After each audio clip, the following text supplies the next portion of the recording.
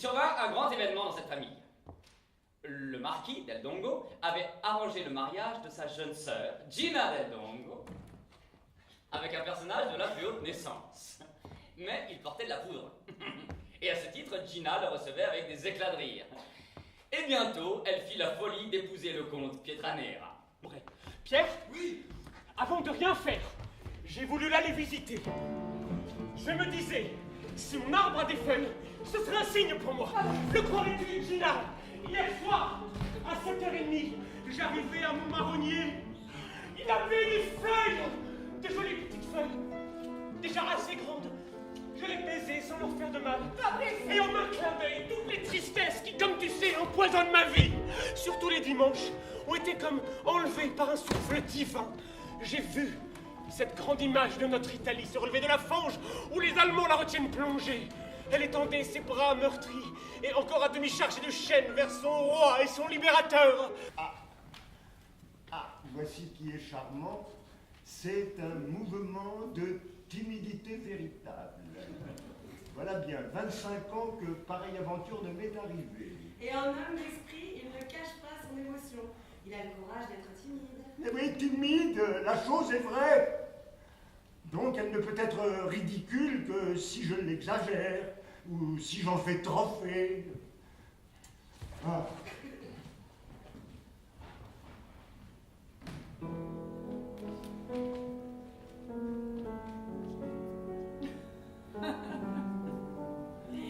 Je m'imagine qu'à Parme, au milieu de vos esclaves, vous n'allez pas avoir ce regard aimable. Cela gâterait tout et leur donnerait quelque espoir de n'être pas pendu. Il faut avouer, madame, qu'à Parme, je meurs d'ennui. Il doit m'être permis de m'enivrer de plaisir quand j'en trouve sur ma route. Ainsi, sans conséquence, et pour une soirée, permettez-moi de jouer auprès de vous le rôle d'amoureux. La vieillesse, n'est-ce pas avant tout d'être plus capable de ces enfantillages délicieux? J'ai bu trop de bière. Le cocher de ma mère répétait toujours, quand on a levé le coude, faut faire comme tes voisins et regarder entre les oreilles de son cheval. Vous ne voyez donc pas l'empereur, sacré Dieu! Vive l'empereur! Vive l'empereur! Oui, Napoléon, je vois des généraux qui galopent. Imbécile, comment ne l'avez-vous pas vu? À cause de ces maudits verres de vie. Oh, comme j'aimerais galoper après l'escorte de l'empereur et bien incorporé. C'est pour cela que je suis venu en France.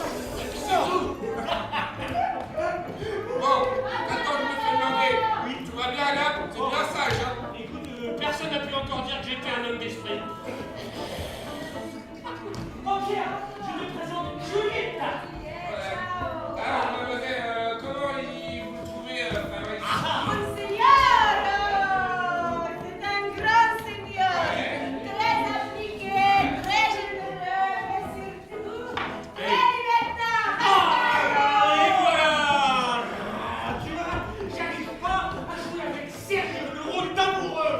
Tu en aimes trop haute, jeune étudiant. Oh, par contre, j'ai trouvé un petit Tibère C'est qu'une... qui fait partie des plus beaux exemples.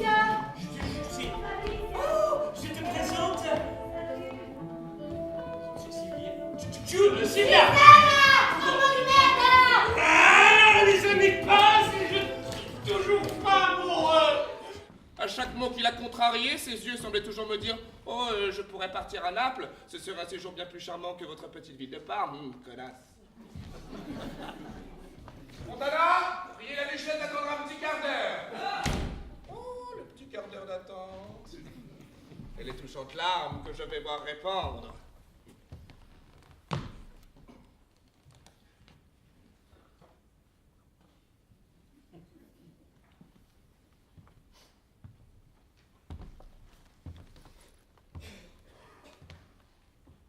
Voilà.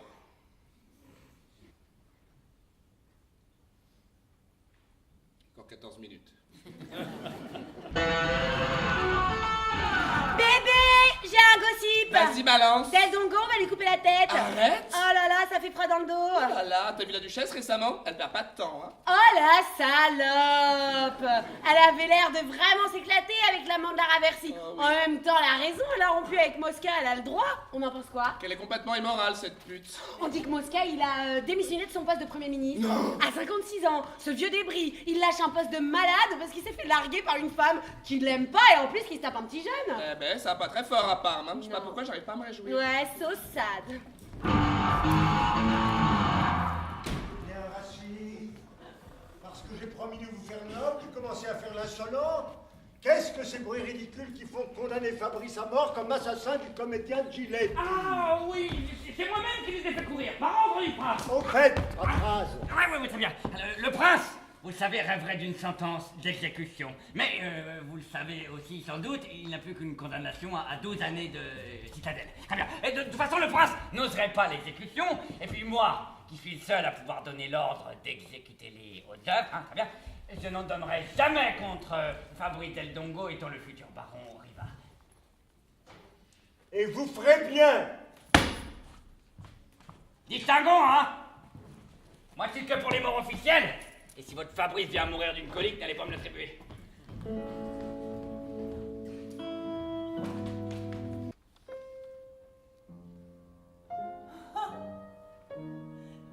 Quoi? Monsieur, c'est vous qui êtes l'un des plus grands poètes de l'Italie? Le fameux Ferrante Pala? Fameux peut-être, malheureux en mourir, c'est sûr. Et un homme de votre talent est obligé de voler pour vivre? Peut-être pour cela que j'ai quelques talents.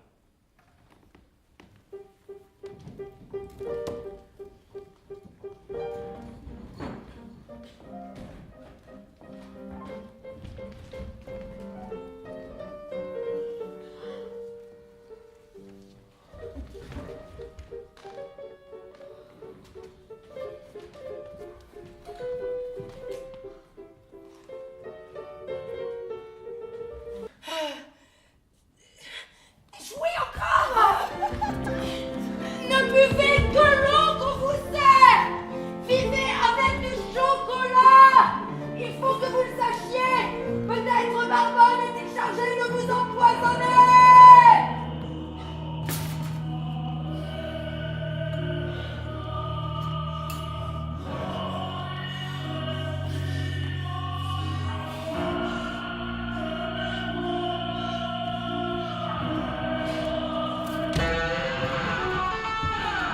Del Dongo, on en parle ou pas? Ah, franchement, pour un pauvre coup d'épée donné à un comédien, tu moisis 9 mois en prison, alors que t'as la protection du Premier ministre. T'as pas fait exprès en plus. Ouais, franchement, moi je te dis, c'est politique. Oh oui, franchement, envoyer un noble en prison pour le meurtre d'un prolétaire.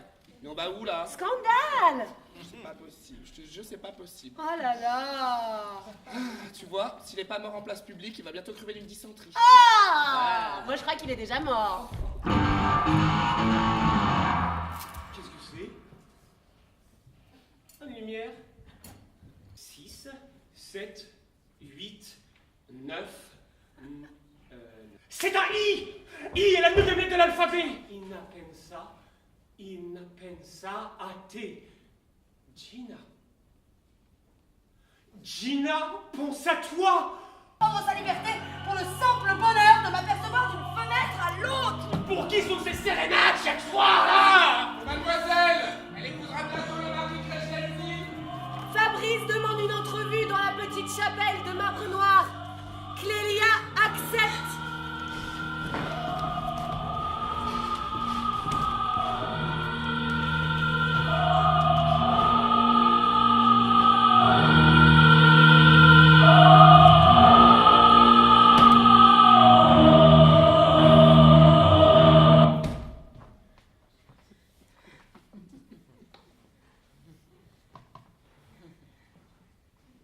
Pourquoi ne m'avez-vous pas tout simplement dit que vous étiez amoureuse du marquis Crescenzi et que vous êtes sur le point de l'épouser? Parce que rien de tout cela n'est vrai. Serez-vous bien heureux de me faire passer par-dessus tout ce que je me dois à moi-même? Jusqu'au 3 août de l'année passée, je n'avais éprouvé que de l'éloignement pour les hommes qui avaient cherché à me plaire. J'avais un mépris sans borne pour le caractère des courtisans. Tout ce qui était heureux à cette cour me déplaisait. Je trouvais au contraire des qualités singulières à un prisonnier qui, le 3 août, fut amené dans cette citadelle. J'éprouvais d'abord, sans m'en rendre compte, tous les tourments de la jalousie. Les grâces de la duchesse Anne-Verina étaient des coups de poignard pour mon cœur. Bientôt, les persécutions du marquis Crescenzi, qui avait demandé ma main, ont redoublé. Il est fort riche et nous n'avons aucune fortune. Je les ai repoussés avec une grande liberté d'esprit, jusqu'à ce que mon père me menace de m'envoyer au couvent. Alors seulement, j'ai compris que si je quittais la citadelle, je ne pourrais plus veiller sur la vie de ce prisonnier. Le chef-d'œuvre de mes précautions a été que pendant tout ce temps, le prisonnier ne s'est pas douté des dangers qui menaçaient sa vie. Ah, je m'étais bien promis de ne jamais trahir ni mon père, ni mon secret, mais cette femme d'un esprit supérieur et qui protège ce prisonnier lui a offert des moyens d'évasion. Il les a repoussés, en voulant me persuader que c'était pour ne pas s'éloigner de moi. Je n'ai pas eu le courage de quitter la citadelle. Et je suis une fille perdue. Je me suis attachée à un être léger. Enfermé dans une prison sévère, il fait la cour à l'unique femme qu'il peut voir. Elle est une distraction pour son ennui. Comme il ne peut lui parler qu'avec difficulté, cet amusement a pris la fausse apparence d'une passion, mais dès qu'il sera de nouveau dans une grande ville, il sera de nouveau ce qu'il a toujours été. Un homme du monde adonné aux dissipations et à la galanterie.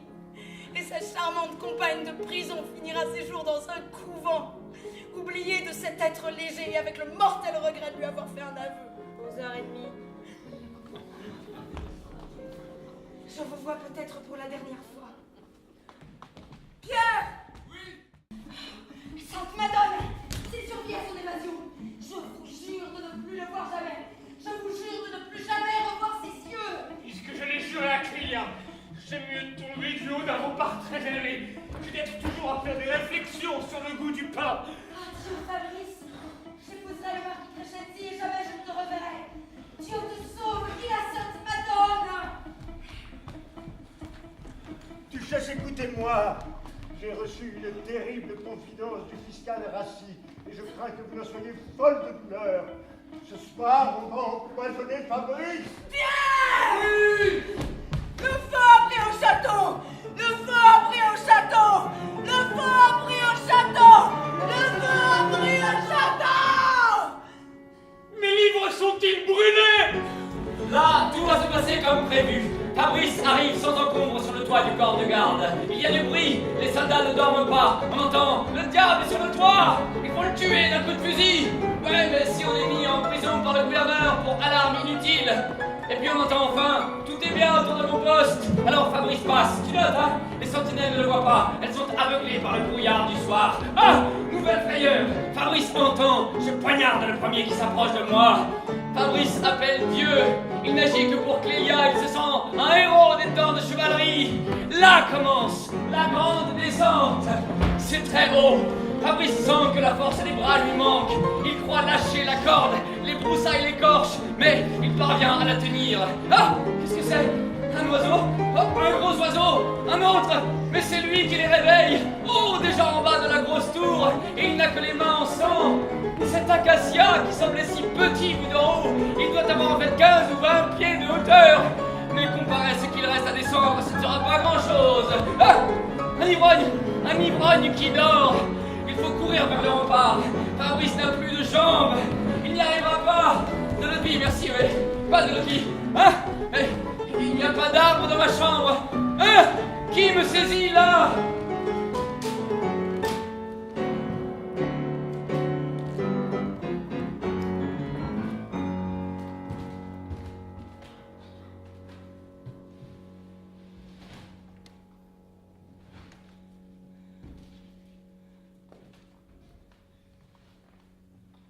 Je l'ai!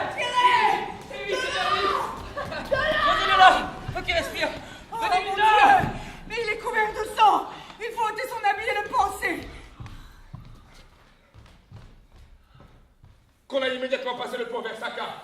et fait l'arrière-garde avec 20 hommes bien armés. Il arrêtera la poursuite.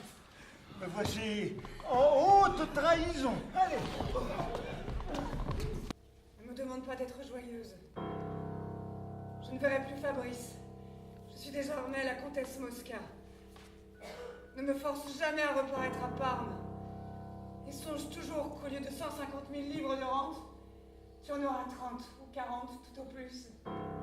Tu l'auras voulu, Georges Dandin. Tu improvises si bien en vers presse. Essaie de parler une demi-heure sur la religion. Tu diras des hérésies dans les commencements, mais paye un théologien qui t'aidera à réparer tes fautes. Adieu, Fabrice.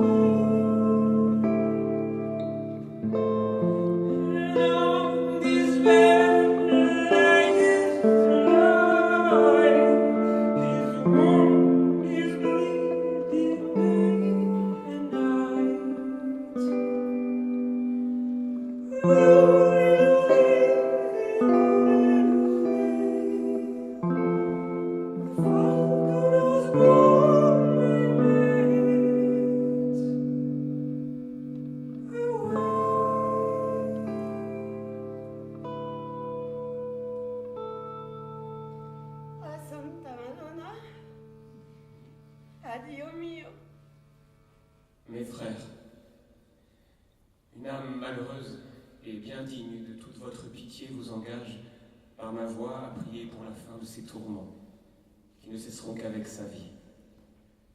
Il est plus émouvant que les meilleurs ténors de toute l'Italie.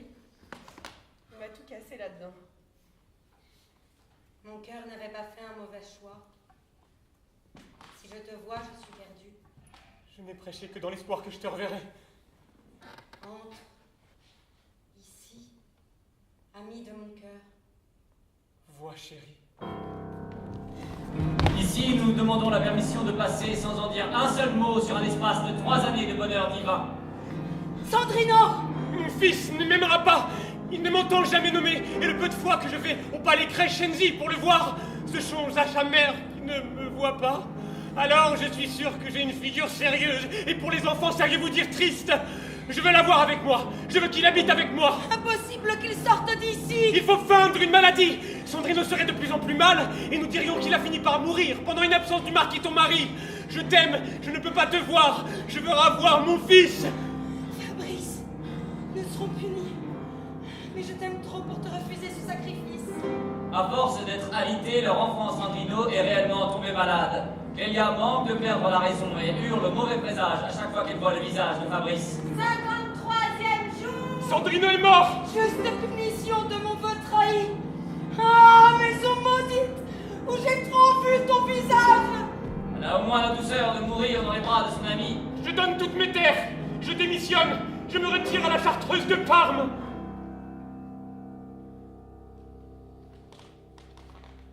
La comtesse Mosca n'a jamais consenti à rentrer à Parme dans les états d'Ernest V. Elle a tenu sa cour à Vignale, dans ce magnifique palais que je lui ai fait bâtir. Elle recevait les jeudis toute la haute société de Parme. Elle réunissait toutes les apparences du bonheur, mais elle n'a pas survécu à Fabrice, qu'elle adorait et qui n'aura passé qu'une année dans sa chartreuse. Les prisons de Parme sont vides. Je suis immensément riche. Ernest V est adoré de ses sujets qui comparent son gouvernement à celui des grands ducs de Toscane.